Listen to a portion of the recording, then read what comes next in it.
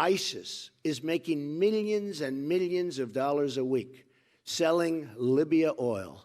And you know what? We don't blockade, we don't bomb, we don't do anything about it. Mr. Trump's highlighting of this millions and millions of dollars that the Islamic State is getting from Libyan oil, obviously it's a concern that a lot of people have, but it's actually not entirely true. In Libya, they have not managed to access the oil wells enough that they could either compromise them in any way through attack or just profit from selling that oil.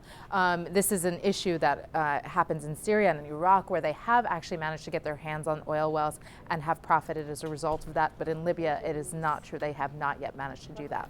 We've had a president who dislikes our friends and bows to our enemies, something that we've never seen before in the history of our country. He negotiated a disastrous deal with Iran, and then we watched them ignore its terms even before the ink was dry. So the Iranians have not necessarily violated the actual deal that the United States struck with them in terms of the nuclear deal. However, there was a ballistic missile test that was in violation of the UN security deal. And so that caused a lot of concern. And a lot of people said that, they should be sort of put under probation. But with regard to sanctions being lifted, that was a big part of the pact between the United States and Iran specifically.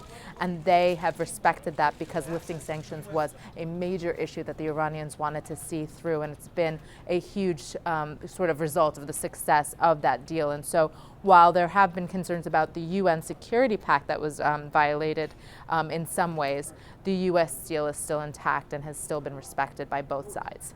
He supported the ouster of a friendly regime in Egypt that had a long-standing peace treaty with Israel and then helped bring the Muslim Brotherhood to power in its place.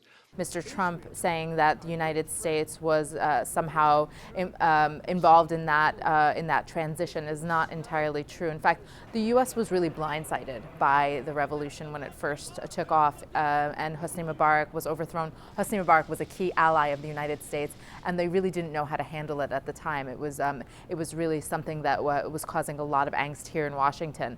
Eventually, they had to support the will of the people, and when you had millions and millions of people in the streets fighting to overthrow the leader, the United States eventually got on board and said, the will of the people had to go. Of course, then eventually they got into democratic elections that saw a member of the Muslim Brotherhood elected as president of Egypt. It was the first time Egypt ever held democratic elections and a Muslim Brotherhood leader was elected.